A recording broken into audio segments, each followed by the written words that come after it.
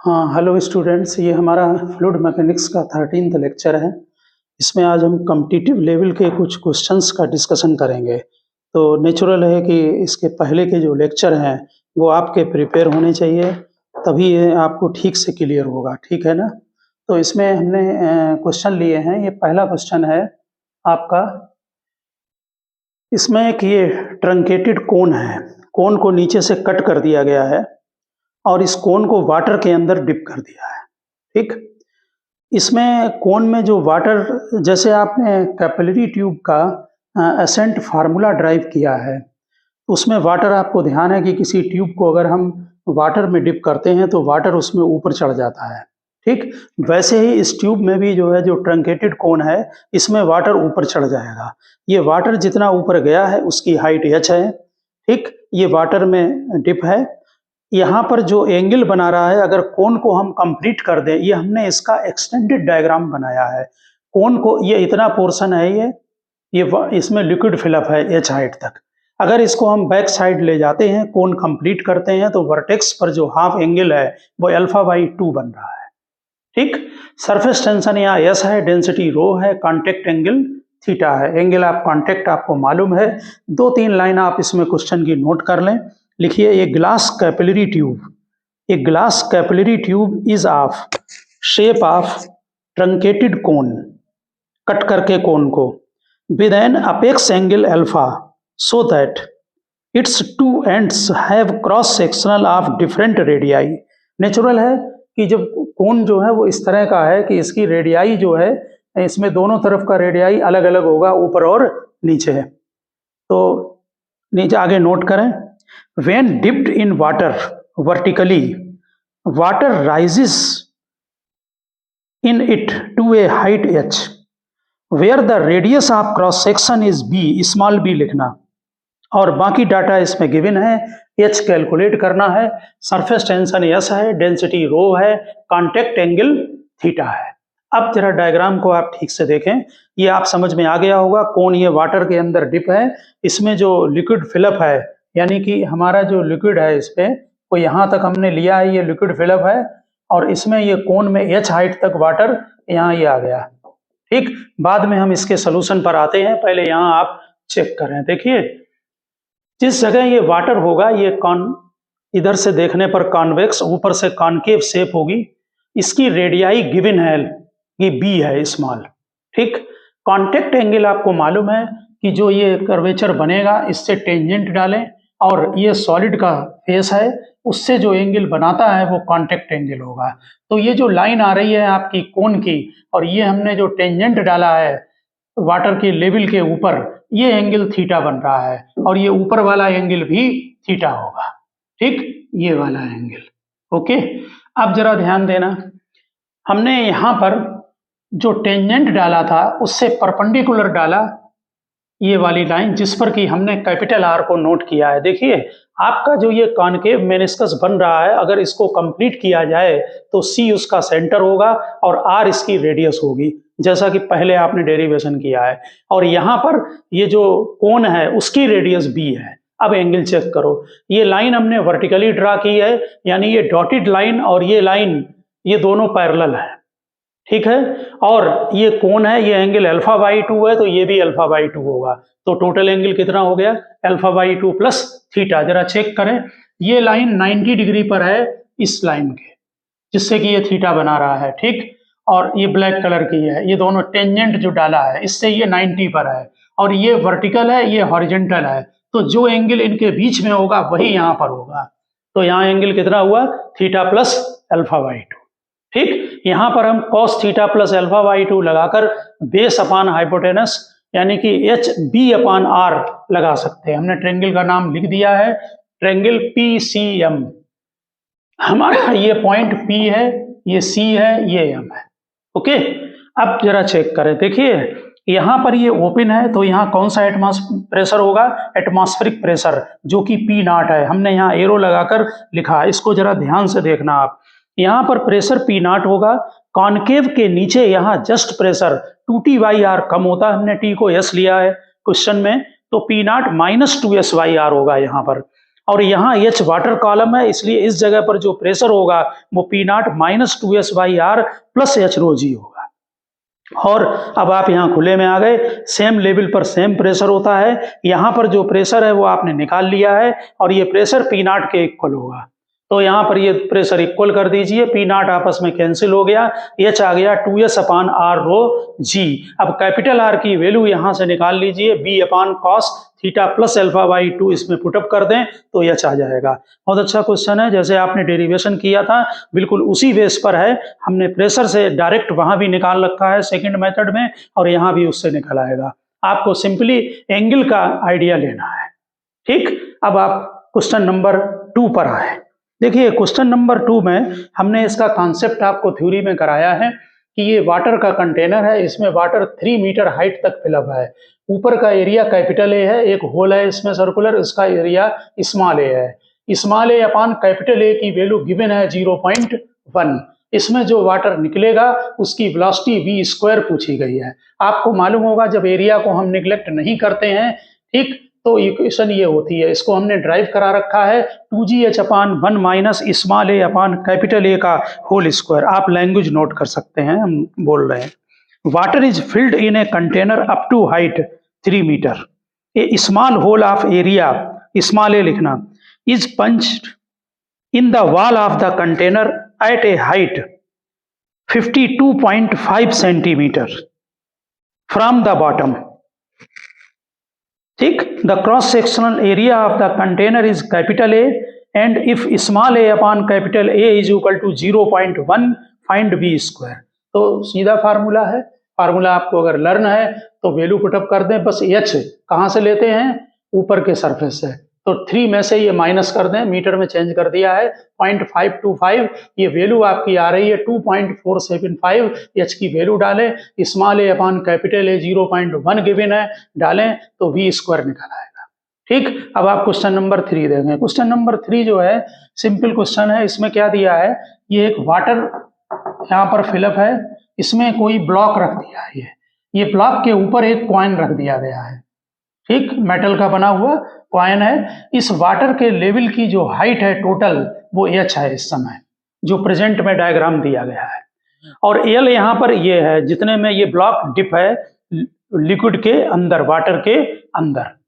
ठीक, क्वेश्चन ये है, डायग्राम आप बना लेना। क्वेश्चन ये है कि when coin throw into the water, जब कॉइन को वाटर में फेंक देंगे तो H और L पर क्या इफेक्ट करे होगा। देखिए जब आप कॉइन को हटा लेंगे तो नेचुरल है इसके ऊपर जो वेट रखा था आपने हटा लिया तो इसका वेट कम होगा, ये ऊपर आ जाएगा तुरंत। ठीक है, क्योंकि अभी वेट और अपथ्रस्ट बैलेंस कर रहे थे, नेचुरल है एकदम इसको हटाएंगे तो क्या होगा कि इसको हटाने पर वेट कम हो गया तो ये ऊपर आएगा, यानी कि L डिक्रीजेज होगा। अब H पर आए, दोनों डिक्रीज होंगे, यहाँ L डिक्रीजेज होगा। अब देखें जब कॉइन इसके ऊपर रखा है तो इसका वेट है, कॉइन की डेंसिटी वाटर की डेंसिटी से ज़्यादा होगी, तो इस समय जो ये वाटर को हटा रहा है वो अमाउंट यानी कि वो वॉल्यूम ज़्यादा होगा कंपैरेटिवली। जब इस कॉइन को वाटर के अंदर डाल देंगे तब उसका वॉल्यूम कम होगा, यानी जो हटाया गया लिक्विड है, हटाया गया जो वाटर होगा, डिस्प्लेस्ड वाटर है जो, वो इस समय ज़्यादा है जब कॉइन ऊपर रखा है। जब कॉइन को वाटर के अंदर डाल देंगे तब लिक्विड डिस्प्लेस्ड कम हो जाएगा। क्यों, इसकी वॉल्यूम इस समय जितना होगा उतना ही लिक्विड डिस्प्लेस करेगा, लेकिन पहले ये वेट ऊपर से पड़ रहा है, इसलिए डेंसिटी को जब इक्वल करेंगे तो डेंसिटी जो है वाटर की कम होती है, इसकी डेंसिटी ज़्यादा होती है, इसलिए इसका वॉल्यूम उस समय ज़्यादा आएगा, तो दोनों L और H कम होंगे। ठीक, अब आप क्वेश्चन नेक्स्ट पर आए, क्वेश्चन नंबर 4, और उसको समझें। यहाँ पर एक थ्रेड से एक ये सिलिंड्रिकल फॉर्म में बॉडी है, इसको डाल दिया गया लिक्विड के अंदर, वाटर के अंदर, और इसमें नीचे ये हेमी स्फेरिकल कट लगा दिया गया है। इस हेमी स्फेरिकल कट है, इसका टोटल डायमीटर 2r है, इसकी ऊपर से जो डेप्थ है वो H है स्मॉल। ठीक, लिक्विड की डेंसिटी ρ है। ओके, तो इसमें ये यहाँ पर फोर्स पूछा है कि बॉटम पर ये कितना फोर्स लगा रहा होगा, तो क्वेश्चन नोट कर ले जरा। लिखिए, hemispherical portion of radius r is removed from the bottom of a cylinder. A hemispherical portion of radius r is removed from the bottom of the cylinder of radius r. The volume of the remaining cylinder is V. जो cylinder का जो total volume है वो V है इस समय, and mass capital M है। It is suspended bye a string in a liquid of density rho where it stays vertical. The upper surface of the cylinder is at a depth h below the liquid surface. आप चाहें तो diagram सीधे बनाकर लिख दें last line, क्योंकि diagram में clear है ये h नीचे है, रेडियस इसका डायमीटर दिया है, डेंसिटी इसकी रो दी है, ऊपर से प्रेशर P1 है, नीचे से प्रेशर P2 पड़ रहा है। ठीक, तो इसमें आपको कैलकुलेट करना है force on the bottom of the cylinder, force on the bottom of the cylinder by liquid. तो आपको अपथ्रस्ट का मालूम है कि जो अपथ्रस्ट एक्ट करता है वो wait of the liquid displaced होता है। ठीक, तो इसमें जो नेट फोर्स बॉटम पर लगेगा, नेचुरल है कि ऊपर जो फोर्स क्रिएट होगा उससे नीचे वाला फोर्स ज्यादा लगेगा। ठीक, तो बॉटम पर जितना फोर्स ज्यादा लगेगा वो प्लस अपथ्रस्ट होगा, टॉप पर force plus upthrust is equal to bottom पर फोर्स होगा, क्योंकि नेट फोर्स क्या होता है, प्रेशर इनटू एरिया। अगर इसका क्रॉस सेक्शनल एरिया ए ले लिया है कैपिटल हमने, जो कि पाई आर स्क्वायर के इक्वल होगा, तो यहां पर फोर्स कितना होगा, P1 इंटू ए होगा, प्लस अपथ्रस्ट का फार्मूला मालूम है, इस टोटल का वॉल्यूम जो सिलेंडर है इसका V है, डेंसिटी वाटर की रो है, तो V रो G। ओके, अपथ्रस्ट खुद फोर्स होता है। ठीक, अब इसमें आप प्लस कर दिया दोनों को, अब एरिया की वैल्यू डाल दी पाई आर स्क्वायर, यहाँ ठीक से लिखना, हम इधर नोट कर दे रहे हैं V रो G, यानी कि हमने जो यहाँ फोर्स निकाला है वो H रो G, ये प्रेशर हो गया, एरिया पाई आर स्क्वायर और अपथ्रस्ट V रो G, इसमें से रो G को बस कॉमन ले लिया है तो V पहले लिख दिया है, H पाई आर स्क्वायर, ये नेट फोर्स बॉटम पर लगेगा। तो बेसिक प्रिंसिपल है आर्किमिडीज का, उसके ऊपर हमने इसका डिस्कशन किया है। ठीक, इसमें जो फर्स्ट क्वेश्चन है इसको कॉन्सेप्ट को बहुत ठीक से देखना आप लोग। हाँ, इसके बाद हम इसमें ये आपको साइफन की ट्यूब है उसकी थ्योरी को डिस्कस कर रहे हैं, जरा इसको आप ध्यान से समझना, कॉम्पिटिटिव लेवल में आता है ये साइफन ट्यूब। इसमें जो साइफन ट्यूब है ये यूनिफॉर्म क्रॉस सेक्शन एरिया का है। ठीक, ये कोई कंटेनर है, इस कंटेनर से ये वाटर को निकालने के काम आता है। तो यहाँ पर ये ट्यूब लगा रखी है आपकी, ठीक है, जिसमें पॉइंट लिखे हुए हैं BCDE, BCD। ठीक, ये कोई कंटेनर है, इसमें ये ट्यूब लगा दिया साइफन ट्यूब। साइफन ट्यूब की जो ये वाटर का जो लेवल था कंटेनर के अंदर, ये कंटेनर के अंदर वाटर का लेवल है, ये दिया हुआ है। इसके ऊपर यहाँ एक पॉइंट A ले लिया, यहाँ पर वेलोसिटी VA ले ली है। ठीक, ध्यान दें, ये जो डॉटेड लाइन खींची है ये केवल हाइट को दिखाने के लिए है, वाटर का लेवल यहाँ तक है। इसमें साइफन का जो ये ऊपर वाला हॉरिजॉन्टल पार्ट है ये कैपिटल H हाइट पर है, स्मॉल h हाइट पर इसका ये होल है, यहाँ पर साइफन का जो एंड है, और फिर y डिस्टेंस पर ये यहाँ पर लास्ट एंड है, दूसरा एंड है। ठीक, E पॉइंट बाहर ले लिया, वैसे जो कंडीशन D में होगी वही E में होगी। यहाँ भी एटमॉस्फेरिक प्रेशर है, यहाँ भी एटमॉस्फेरिक प्रेशर होगा, और ये खुला हुआ है, यहाँ भी एटमॉस्फेरिक प्रेशर होगा। अपने वेलोसिटी को निकालते समय यहाँ वेलोसिटी निकालेंगे कि कितनी है और कंडीशन निकालेंगे वाटर की कितनी होगी। ठीक है, यानी कि किसी कंटेनर में से वाटर को इस ट्यूब से बाहर निकाल रहे हैं, इसको साइफन ट्यूब बोलते हैं। यहाँ पर जो कंटेनर में जो वेलोसिटी होगी, कंटेनर मान के चल रहे हैं कि उसमें वाटर की क्वांटिटी बहुत ज़्यादा है, उसकी वेलोसिटी 0 होगी, तो VA को 0 ले लिया है। बर्नौली इक्वेशन लगाना सीखें हर चीज़ में।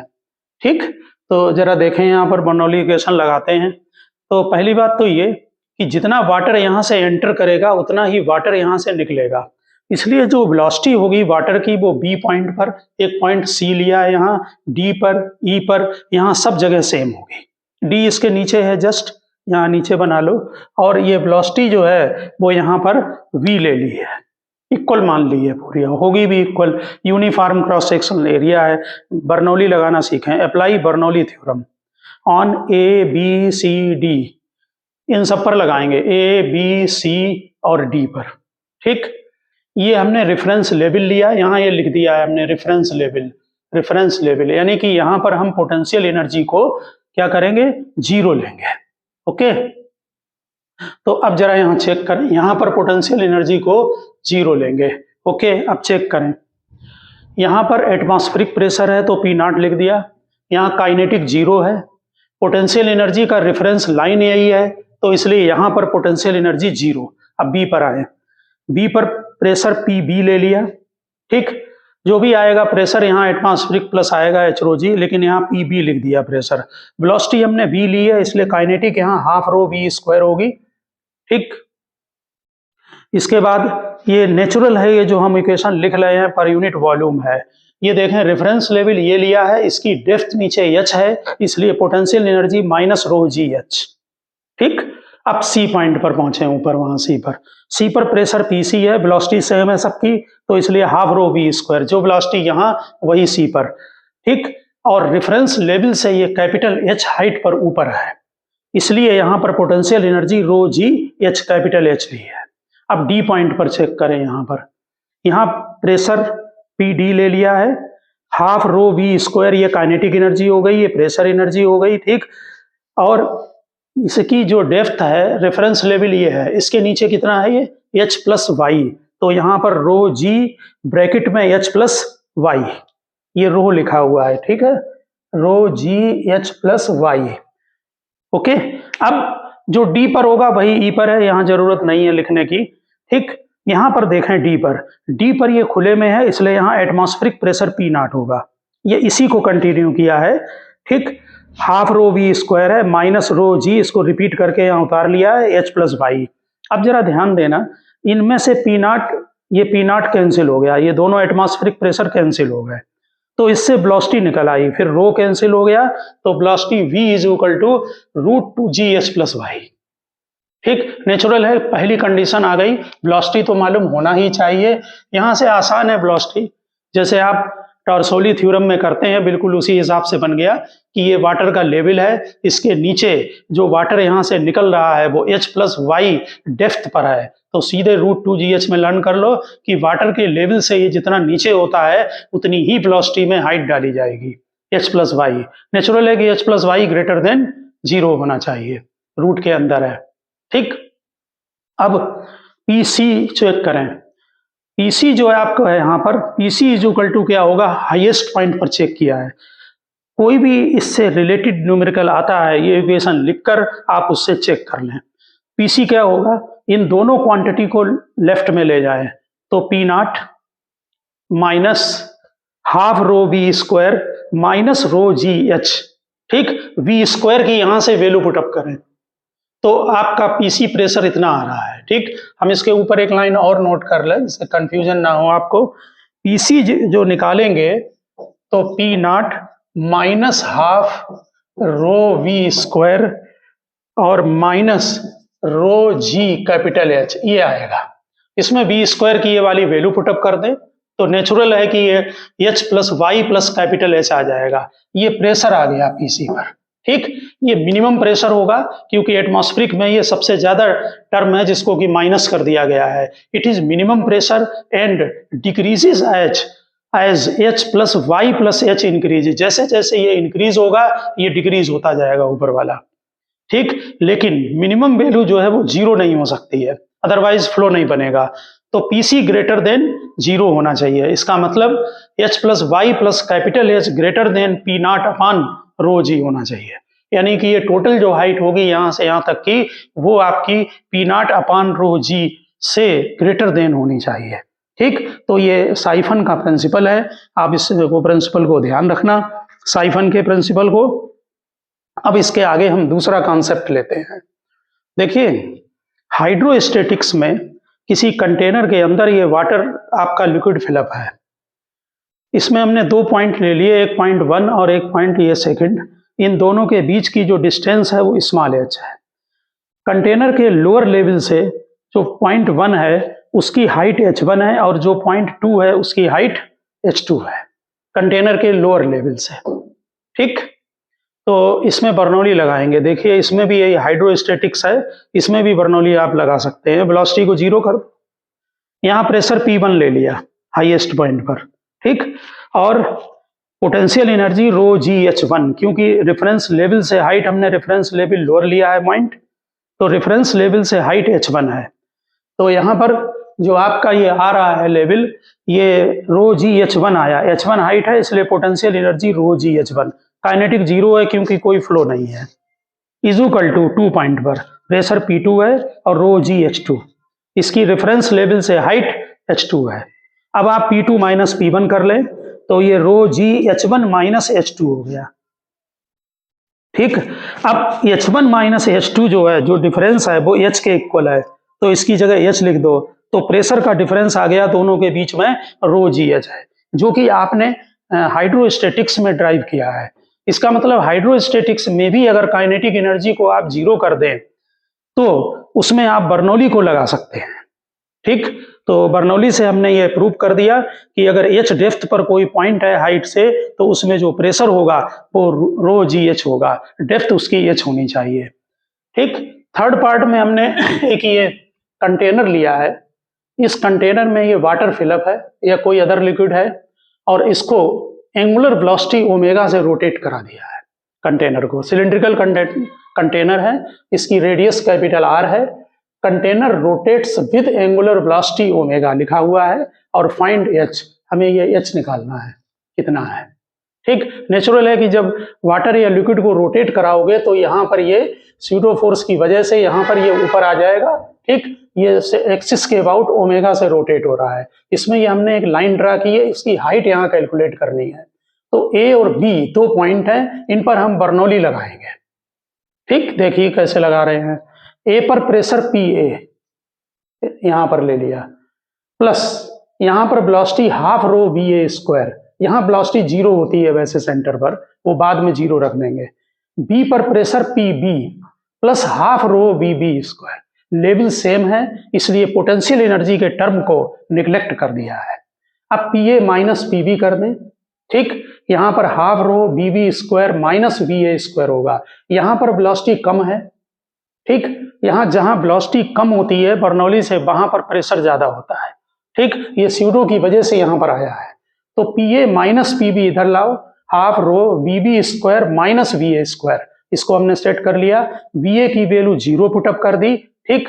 तो V B is equal to R omega होगा, यहाँ पर जो वेलोसिटी होगी वो आपको मालूम है टेंजेंशियली वो आर ओमेगा होगी, ओमेगा इसकी एंगुलर वेलोसिटी है और आर एक्सिस से डिस्टेंस है, ठीक। समझ गए होंगे, यहाँ पर वी ए को जीरो रख दें और वी बी को आर ओमेगा रख दें, ठीक। और P A minus P B, ये प्रेशर का जो डिफरेंस है वो एच रो जी के इक्वल होगा क्योंकि यहाँ पर एच हाइट ज्यादा है, ठीक। तो इससे हमारा रो कैंसिल हो गया और ये हाइट निकल I R square omega square upon 2g। तो समझ गए होंगे, ये सिलिंड्रिकल कंटेनर है, रोटेट करा रहे हैं ओमेगा एंगुलर वेलोसिटी से, तो जो वाटर एक तरफ हो जाएगा हाइट बढ़ जाएगी, वो हाइट एच से निकाल ली गई बर्नौली लगाकर, ठीक है। तो बर्नौली का बहुत यूज है फ्लूइडिस्टिक्स में और डायनामिक्स में, ठीक है। अब आप दूसरा पॉइंट जरा कॉपी पर नोट करना है आपको, उसको जरा ठीक से आप नोट करें।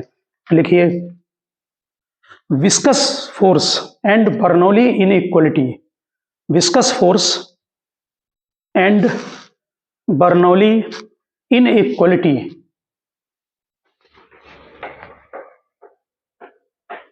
देखिए इन जनरल में क्या होता है कि हमने जो बर्नौली इक्वेशन को ड्राइव किया है उसमें हमने आइडियल फ्लूइड लिया है।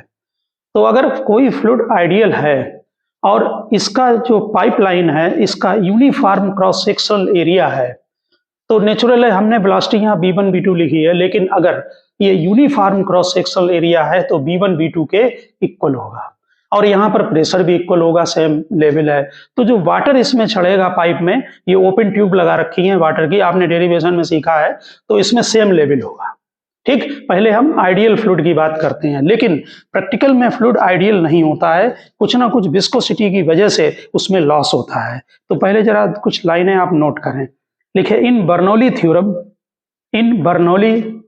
Theorem we take an ideal fluid, in Bernoulli theorem we take an ideal fluid which is non-viscous, लिखा,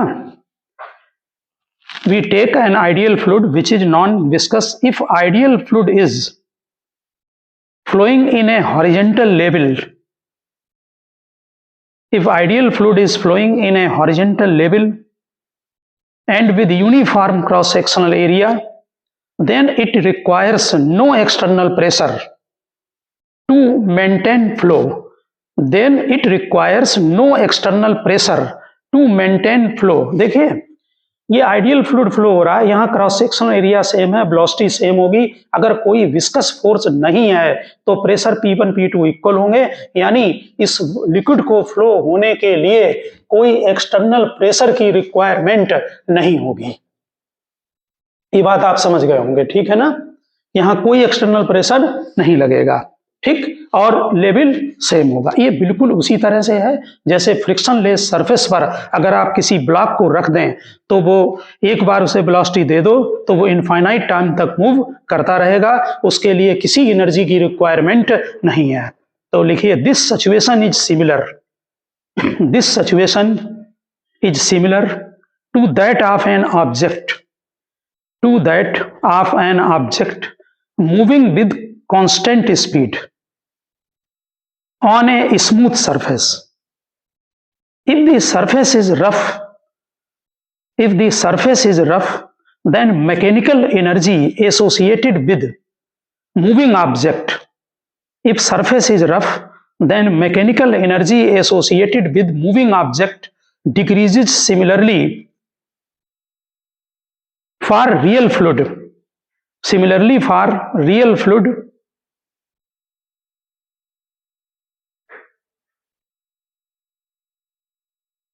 if viscous force is present, then total energy possessed by, या due to viscous force लिख ले। Similarly for real fluid, due to viscous force, total energy possessed by the fluid decreases as the fluid moves ahead. तो जब real fluid होगा तो ये diagram बनेगा। इसमें भी क्रॉस सेक्शनल एरिया सेम है, ध्यान से देखना, क्रॉस सेक्शनल एरिया यहां पर सेम है, यहां पर देखें, और वेलोसिटी V1 V2 है, नेचुरल है, ये यूनिफॉर्म क्रॉस सेक्शन है, जितना वाटर यहां से एंटर करेगा उतना ही बाहर निकलेगा। आप बर्नौली से भी देख सकते हैं, अगर फ्रिक्शन होगा तो नेचुरल है कि यहां पर प्रेशर ज्यादा होना चाहिए, यहां पर प्रेशर कम होना चाहिए, यानी P1 P2 less than P1 या P1 ग्रेटर देन P2 होगा। तो यहां पर अगर कोई पाइप लगाएंगे तो इसमें लिक्विड का लेवल हाई होगा। हमने ये H से दिखा रखा है डायग्राम बनाकर, ठीक से डायग्राम को चेक करें, वहां लिक्विड का लेवल हाई आएगा। ये रियल फ्लूइड के लिए है, ये आइडियल फ्लूइड के लिए, यानी कि रियल फ्लूइड में विस्कस फोर्स से लॉस होगा, जिसकी वजह से अगर यूनिफॉर्म क्रॉस सेक्शन है, वेलोसिटी सेम है, तब भी प्रेशर इसमें सेम नहीं होगा, आइडियल में प्रेशर सेम होगा, ठीक। तो रियल फ्लूइड के लिए अब नीचे केवल दो इक्वेशन आप नोट कर दें, लिखिए for real fluid, for real fluid, real fluid के लिए आपने बर्नौली इक्वेशन को ड्राइव कर रखा है। बर्नौली इक्वेशन क्या होती है रियल फ्लूइड के लिए? P1 plus half rho B1 square plus rho GH1 is equal to P2 plus half rho V2 square plus rho GH2। ये लिखते हैं for ideal fluid, for ideal fluid, और आप इसको ड्राइव भी कर चुके हैं बर्नौली को। अब for real fluid, for real fluid, real fluid के लिए P1 plus half rho B1 square plus rho GH1 greater than होगा, क्योंकि जो लेफ्ट में पॉइंट होगा उसकी एनर्जी ज्यादा होगी। तो फिर आप कोई भी क्वेश्चन आए, अलग अलग क्रॉस सेक्शन हो, तो उसी हिसाब से देख लेना और उसकी सेटिंग कर लेना। तो ये ग्रेटर देन होगी P2 plus half rho V2 square plus rho GH2, ये बर्नौली इनइक्वालिटी बोलते हैं, ठीक है ना। तो आप समझ गए होंगे कि अगर विस्कस फोर्स इंक्लूड करेंगे तो फिर बर्नौली इक्वेशन में इक्वल टू का साइन नहीं लगेगा। ये आइडियल फ्लूइड के लिए और ये रियल फ्लूइड के लिए है, ठीक है ना। हाँ, इसमें आप ये नेक्स्ट क्वेश्चन देखें, यहाँ पर ये वाटर का टैंक है, तो इसमें यहाँ पर नोट कर दें ये वाटर फिलअप है, ठीक है। ये वाटर का टैंक है और इसमें ऊपर से y डेप्थ पर एक स्क्वायर होल कर दिया है, यहाँ हमने लिख दिया है स्क्वायर होल है, इसकी साइड l है, ठीक है, y डेप्थ पर, और इससे नीचे 3y डेप्थ पर, और यानी ऊपर से कितनी हो गई टोटल 4y।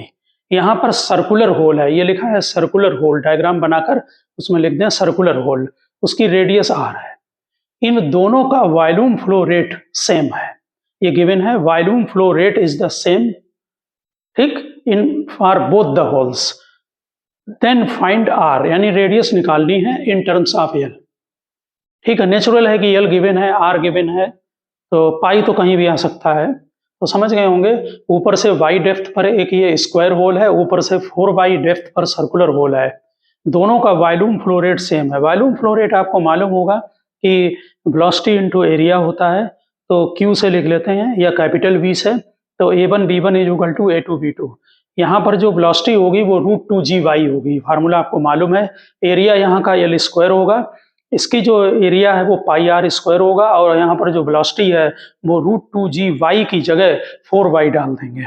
तो सिंपल क्वेश्चन है, ये आपका कैंसिल हो जाएगा, g कैंसिल है, 2 कैंसिल है, y कैंसिल है, यहाँ r निकल आएगा L/√2π, ठीक। अब आप नेक्स्ट क्वेश्चन चेक करें।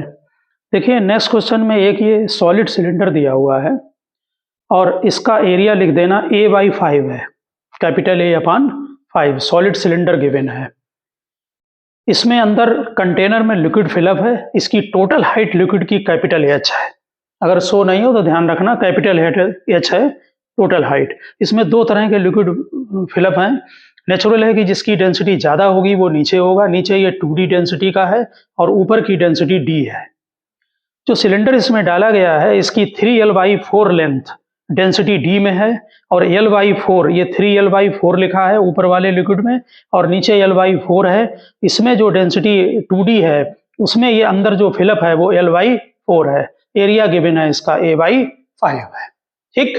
तो आपको यहाँ पर ये जो सिलेंडर है उसका डायमीटर कैपिटल D है, उसका कैलकुलेशन करना है इनके टर्म्स में, ऊपर गिवन है। नेक्स्ट पार्ट में find the find the density D of the solid, इसकी डेंसिटी कैलकुलेट करनी है सॉलिड की कितनी होगी, ठीक। स्मॉल d इसकी है, ये डेंसिटी है, लेकिन और कैपिटल D डेंसिटी जो ली गई है वो सॉलिड की डेंसिटी है, ठीक। तो नेचुरल है कि इसमें आप weight is equal to upthrust लगाएंगे, तो वेट डाउनवर्ड लगेगा, अपथ्रस्ट अपवर्ड लगेगा, ठीक। तो weight of the cylinder is equal to upthrust, ठीक। जो प्रेशर वगैरह लगा करते हैं नीचे वो अपथ्रस्ट में ही आ जाते हैं, डबल वर्किंग नहीं करना कहीं पर। वेट डाउनवर्ड होगा, अपथ्रस्ट अपवर्ड होगा, ये ना ले लेना यहाँ पर नीचे से प्रेशर की वजह से ही अपथ्रस्ट लग रहा है, वहाँ डेरिवेशन में चेक करें। तो वेट सिलेंडर का वेट आपका mg होता है, mass volume into density, area A/5 है, ये गिवन है, एरिया A/5 है सिलेंडर का, ठीक। इसमें लेंथ मल्टीप्लाई कर दो, सिलेंडर की टोटल लेंथ L है, क्योंकि ये 3L/4 है, ये L/4 है, तो ये वॉल्यूम बन गया।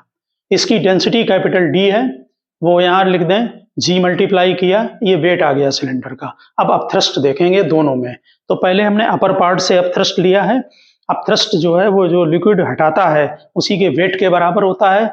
नेचुरल है जो क्रॉस सेक्शनल एरिया इसका होगा वो उसमें भी लगेगा, क्रॉस सेक्शनल एरिया A/5 है, और लेंथ जो लिक्विड के अंदर है सिलेंडर की वो 3L/4 है, यहाँ 3L/4 लिख दें। ऊपर वाले की डेंसिटी D है तो स्मॉल d लिख दिया G। अब नीचे वाला पोर्शन उसमें भी A/4 एरिया लेंगे, क्योंकि सिलेंडर एक ही है ये, और इसकी जो लेंथ है वो L/4 है, ये वॉल्यूम बन गया। डेंसिटी इसकी 2D है, G मल्टीप्लाई करें तो कैपिटल D आपका आ गया 5D/4। समझ गए होंगे आप इस बात को, ठीक। ये डेंसिटी कैलकुलेट हो गई सिलेंडर की कितनी है, ठीक है ना। नेक्स्ट क्वेश्चन में आप जरा थोड़ा सा जो है वो नेक्स्ट क्वेश्चन की लैंग्वेज को नोट कर लें। लिखिए फाइंड, नहीं लिखिए, if m is the mass of water, if m is the mass of water that rises in A capillary tube of radius r, if m is the mass of water that rises in a capillary tube of radius r, then mass of the water which will rise in a capillary tube of radius 2r, यानी एक capillary tube की radius r है, उसमें जो water rise हो रहा है उसका मास स्मॉल m है, और दूसरे की रेडियस 2r है तो उसमें कितना वाटर राइज होगा। तो इसको लगाने का मेथड भी सीखें। देखिए हाइट का फार्मूला आपको मालूम है 2t cos theta upon r रो जी होता है, ठीक। तो यहाँ पर t और ये सब कांस्टेंट होगा, केवल यहाँ पर वेरिएबल r है क्योंकि रेडियस उन्होंने 2r दे रखी है, तो h प्रोपोर्शनल 1/r है। तो रेडियस को अगर डबल कर देंगे तो इसका मतलब है हाइट हाफ रह जाएगी। हमने स्टार्टिंग में मास स्मॉल m गिवन है, मास नेचुरल है कि अगर h हाइट तक चढ़ रहा है, हमने h1 ले ली हाइट, h1 को h ले लिया, शुरू में h हाइट गिवन है, ठीक, ले ली, और इसमें रेडियस r1 r ले लिया, तो क्या होगा मास पाई r स्क्वायर h, यानी कि r1 की जगह r पुटअप कर दें, h1 की जगह h लिख दें, दोबारा में हाइट जो है वो h/2 हो गई और रेडियस डबल हो गया, तो मास कितना होगा। इनको छोटे छोटे क्वेश्चन है, इनको लगाने की मेथड को सीखें कि अदर पैरामीटर कांस्टेंट हटा दिया करो, वेरिएबल ले लो, जो चीज आपको निकालनी है उनके टर्म्स में उसको लेकर आइए।